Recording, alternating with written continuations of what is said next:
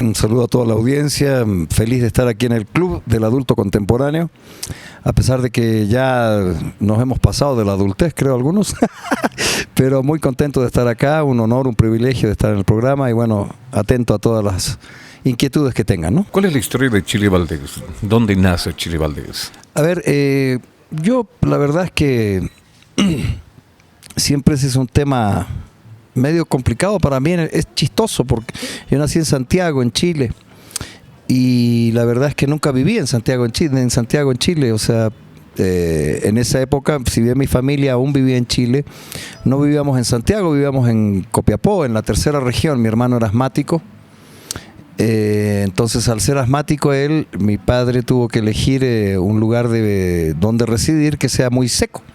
Y Copiapó está en la tercera región, regiones como departamentos acá, donde está el desierto de Atacama y obviamente es un lugar bastante seco. Entonces eso le hacía muy bien a la salud de mi hermano y pues por eso que vivíamos allá, ¿no? Luego a los 7 años, mi padre, cuando yo tenía 7 años, mi padre decide volver a su patria. Él era orureño, pero no quería vivir en Oruro. Quería volver a Cochabamba, por algún motivo a él le gustaba muchísimo Cochabamba, era desde que él fue joven, así que volvimos a vivir a Cochabamba y yo la verdad llegué a vivir a la San Martín y Calama, imagínense que era pleno centro de la ciudad, así que me he criado como un cochabambino de cepa y con las costumbres, inclusive algunas costumbres que tengo son, soy más cochabambino que muchos otros cochabambinos, tengo muchos recuerdos, tengo muchas, o sea, me he criado en Cochabamba, entonces por eso digo, cuando siempre me preguntan mi lugar de origen, el lugar de origen es Santiago, pero en realidad mi padre era boliviano, mi madre era europea, yo nací, me fui al norte de Chile, luego vine acá a Cochabamba y tengo mucha relación con la gente de Oruro, por ejemplo, porque es una ciudad que quiero mucho, por mi padre, entonces es bien raro para mí, me siento más que todo un ciudadano del mundo, ¿no? Como se dice ahora. Así que, pero de todas maneras cochabambino, ¿no? Yo, tarateño siempre digo que soy, por hacer un chiste, choricero y sunchuluminaria, así que cochabambino neto y nato. ¿Desde cuándo nace la inquietud por la música? ¿De dónde viene ese talento? A ver, en realidad cuando nací, yo tengo mi primera grabación cantando Lloraba, sufría, una canción que a mi año y un mes mi padre me hizo una grabación, yo casi no hablaba, pero sí me gustaba la canción y obviamente me grabó cantando la canción. Yo casi, como te digo, no hablaba y podía cantar la canción, o sea que digamos que siempre he tenido la inquietud musical. A los 5 años aproximadamente yo gané un concurso de canto en Chile, cantando una canción de Julio Iglesias, me acuerdo, y gané el concurso. Luego nos vinimos a Bolivia y siempre estuvo ese tema musical. Mi padre era un personaje que tenía una discoteca muy amplia, muy en casa, era un melómano, y mi madre era cantante de zarzuelas. De hecho su familia le impidió que se vaya de gira con un grupo de zarzuelas que la invitaron a irse de gira cuando ella era muy joven, en los años 40, en los años 30, fines de los 30, 40, donde ella era muy joven, y le invitaron a irse de gira y la familia de mi madre no le permitió estar en las tablas. O sea que sí tenía, digamos, el tema musical lo llevaba de antes, ¿no? Y eso es lo que, digamos, siempre me ha motivado. Yo desde muy, muy niño quería ser cantante, ¿no? Yo tenía, gracias a la colección de mi padre, tenía mis ídolos que eran básicamente Nino Bravo, los chalchaleros, por ejemplo, me gustaban mucho los chalchaleros. Curioso a esa edad y tan niño, y también mucha música mexicana que había de la época, ¿no?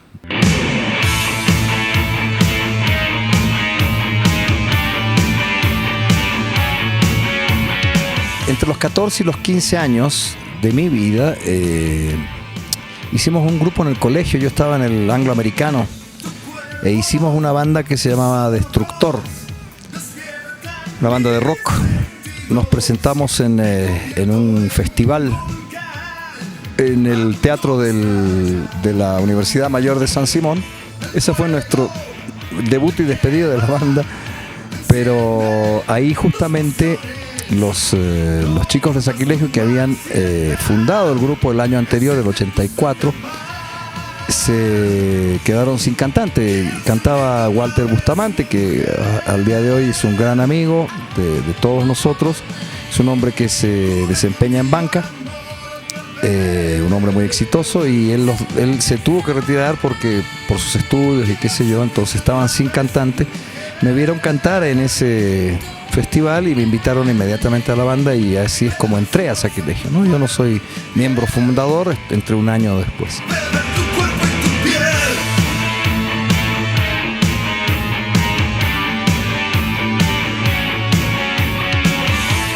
Sacrilegio era una agrupación que seguíamos haciendo covers en la época, y era una agrupación que hacía mucho heavy metal. Les gustaba tocar Iron Maiden, Judas Priest, AC/DC, Metallica. Y entonces cuando entré yo quería hacer una corriente un poco más de hard rock, ¿no? Esto con el tema de los covers, todos hemos empezado por ahí.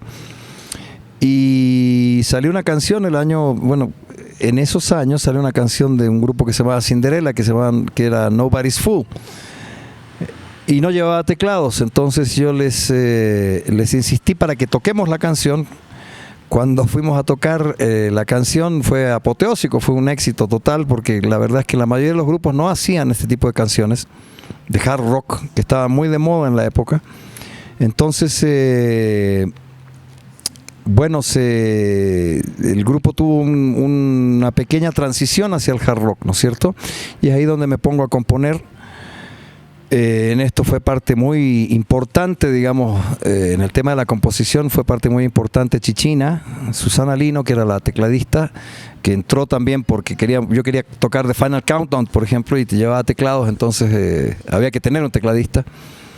Así es como ella ingresa al grupo, pero me dio una clase rápida de apreciación musical, porque en realidad nosotros veníamos componiendo sin pies ni cabeza, ¿no? O sea, sin ton ni son. No había un orden y qué sé yo. Ella nos indicó a todos, por supuesto, pero creo que fue el alumno más aplicado en el día que lo hizo, y es de ahí donde empiezo a hacer mis primeras canciones, ¿no? Cuando yo entré a Sacrilegio yo ya tenía una idea bien clara, digamos, de lo que quería hacer con mi vida, ¿no? Que era hacer música. Entonces me di cuenta de que podíamos ser muy populares haciendo covers. Podríamos haber sido un grupo muy reconocido de la época, pero todo el mundo se iba a olvidar. O sea, si tú quieres trascender, tienes que hacer música propia. Entonces me resultó importante poder componer.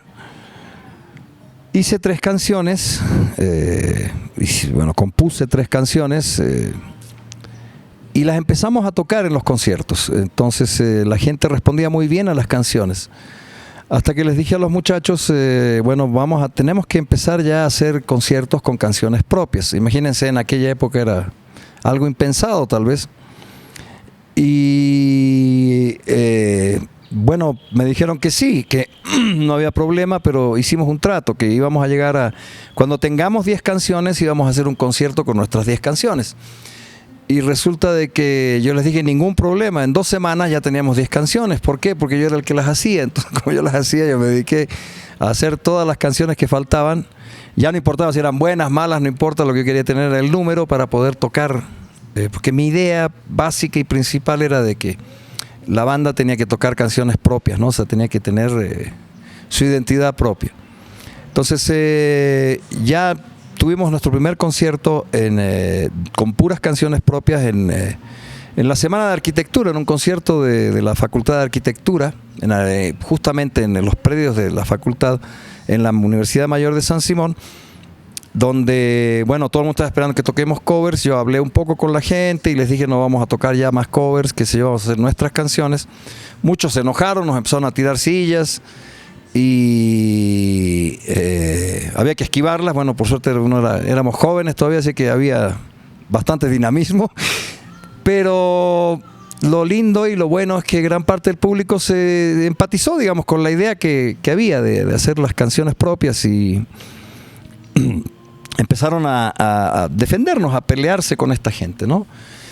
Y cuando nos retiramos del escenario pidieron otras, volvimos a subir y tocamos una de las canciones que habíamos tocado, que era Escapa, que era una canción que ya empezaba a tener cierto revuelo entre la juventud, que no se escuchaba en los conciertos. Así que a partir de ahí yo le dije, bueno, a partir de ahora ya no tocamos más covers, ¿no? O sea, Sacrilegio ya se olvida de ser una banda de covers y se vuelve una banda de canciones propias, ¿no? O sea, y nuestro siguiente paso era conseguir un contrato discográfico. En la época era muy complicado, era muy difícil. Tal vez los jóvenes de ahora no se van a dar cuenta de que, porque ahora hoy en día tú puedes grabar en tu casa, tienes home studio, tienes hasta en tu celular, ¿no? Pero en aquella época necesitabas un estudio profesional y sobre todo una empresa que respaldara esa producción. ¿Qué estudio fue? Nuestro primer disco lo grabamos en Lauro y compañía. El año 87, fines del 87, empezando el 88, lo grabamos en Lauro y compañía.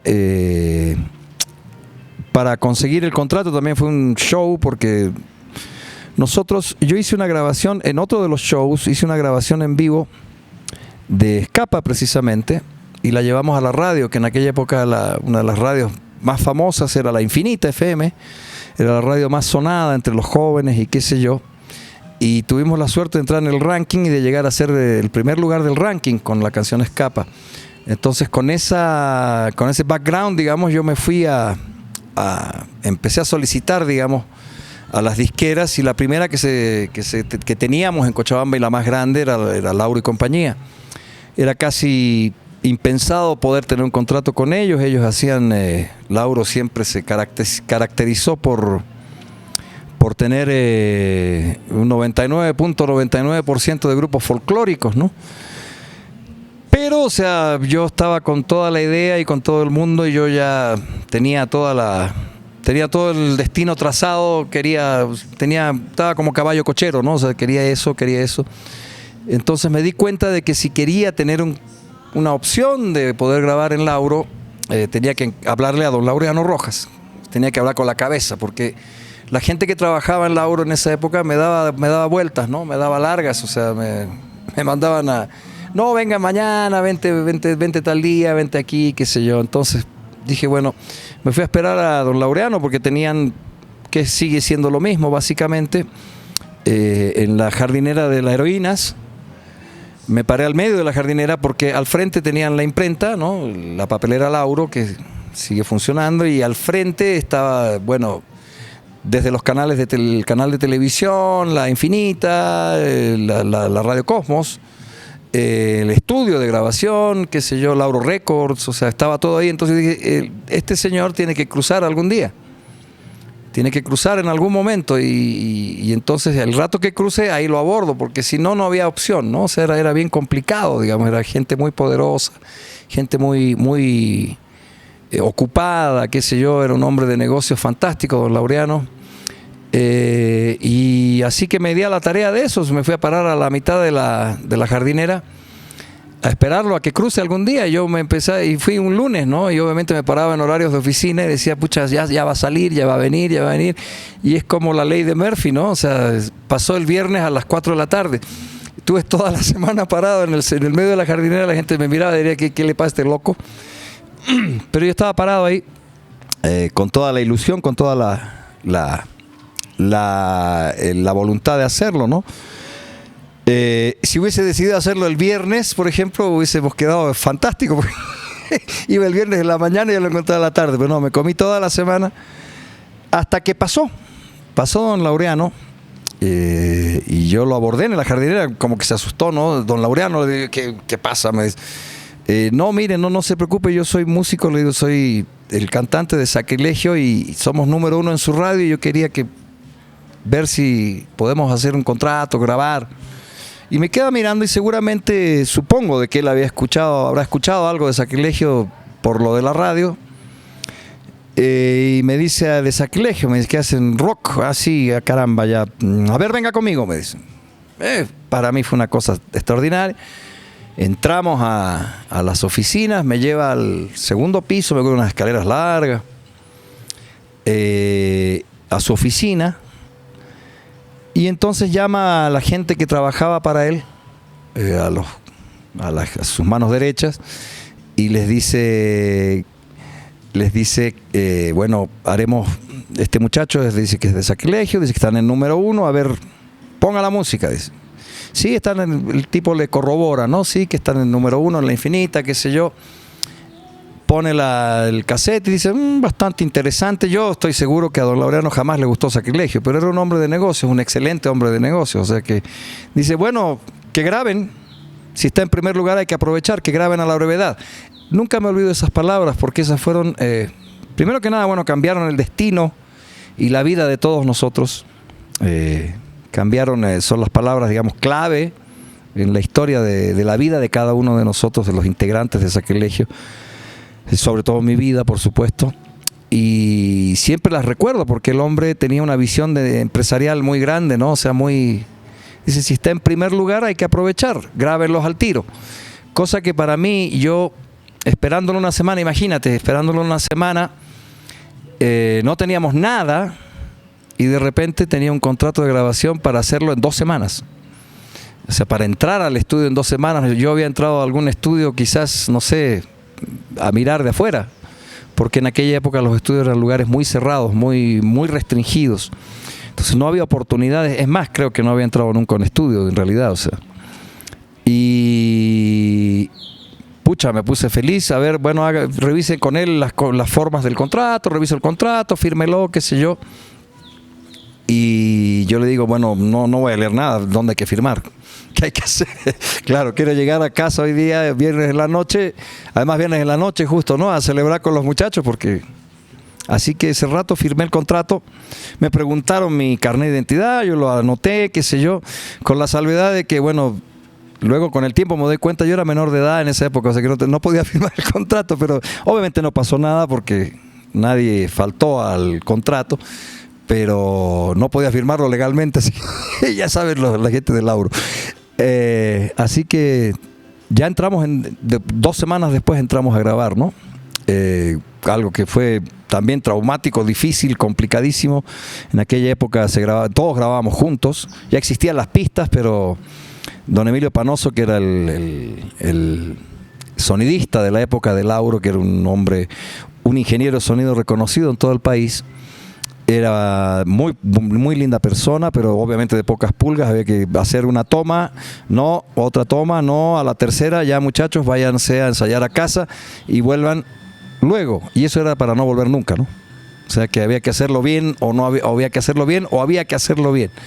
Así que todos los muchachos y yo en una cabina donde grababa las voces y logramos hacer ese primer disco, ese primer demo, ¿no? Porque en realidad es como un demo que hicimos ahí.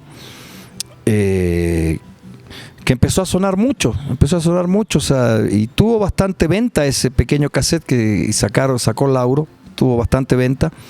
Yo alguna vez le conversé a don Laureano que cómo iban los reportes de ventas, qué sé yo, y me dice, están muy bien, me han llegado los reportes, van vendiendo muy bien, me dice.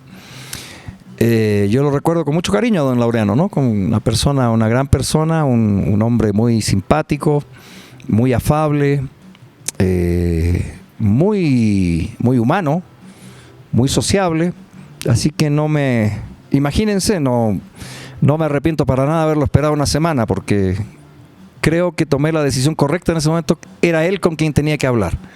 A veces los subordinados son más difíciles que el propio dueño, ¿no?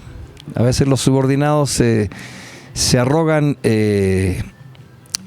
no sé, son más plenipotenciarios que el mismo dueño. El mismo dueño es más fácil, más accesible, es un hombre de negocio, por algo es el dueño, ¿no? Es el visionario. Entonces gracias a él, en gran parte nosotros pudimos grabar ese primer demo que empezó a sonar en el país, y ya, bueno, nuestro primer disco oficial, que se llama Se te va la vida, y Se te va la vida, perdón, ya para ese disco ya pudimos hacer un contrato más... ya pidiendo cosas, ¿no? Ya exigiendo, qué sé yo, ya un contrato más serio. O sea, esa fue nuestra entrada al mundo musical de la época.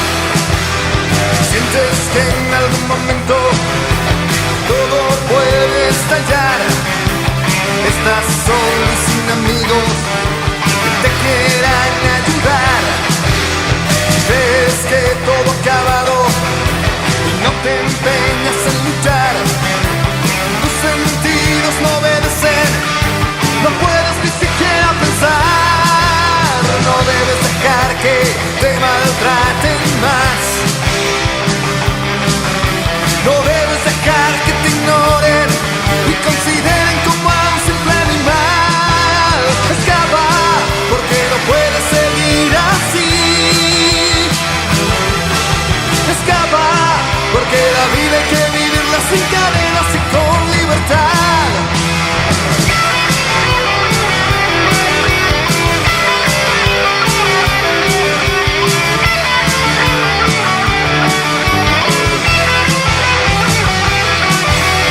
Sientes como se derrumban castillos dentro de ti, con gente y rostros de piedra, dando vueltas en su lugar. Tus problemas te persiguen y no tienes dónde ir. Te atormentan tus pasiones, lo mejor sería morir. No debes dejar que te maltraten más. No debes dejar que te ignoren y consideren como a un simple animal. Escapa, porque no puedes seguir así. Escapa, porque la vida hay que vivirla sin cadenas y con libertad.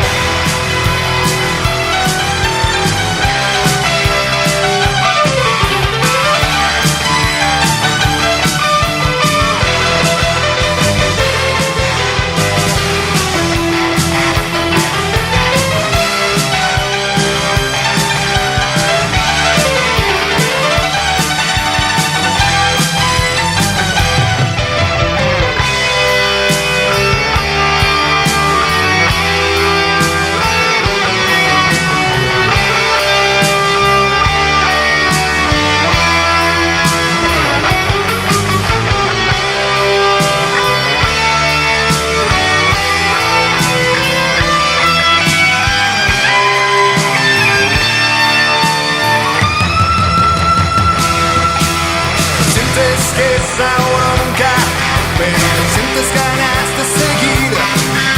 Tus dudas son mucho más fuertes, no lo crees poder conseguir. Sigues y sigues el sendero, sin una meta que perseguir. Te sientes débil y torpe, crees que te vas a morir. No debes dejar que te maltraten más. No debes dejar que te ignoren y consideren como a un simple animal. Escapa, porque no puedes seguir así. Escapa, porque la vida hay que vivirla sin cadenas y con libertad. Escapa, escapa, escapa.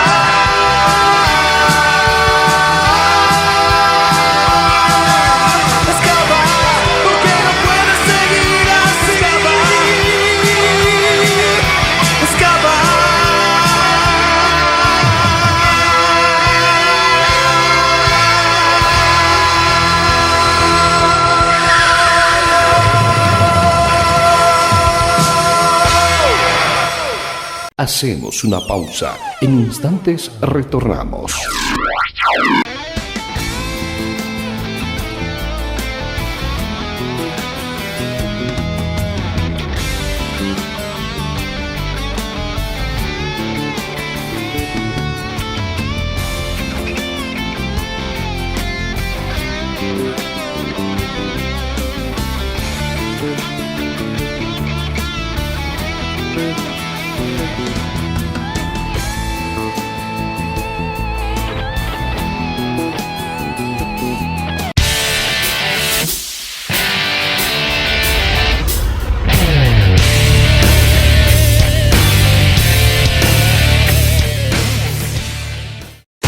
Una noche inolvidable y llena de energía con la mejor selección de los grandes éxitos. Octavia presenta La Historia. La banda más emblemática de Bolivia presenta sus éxitos más importantes. Octavia. Sábado 13 de mayo. En un solo lugar. Business, Whiskería. Pasaje Boulevard de la Recoleta, número 700. Informes y reservas al número 727-38308.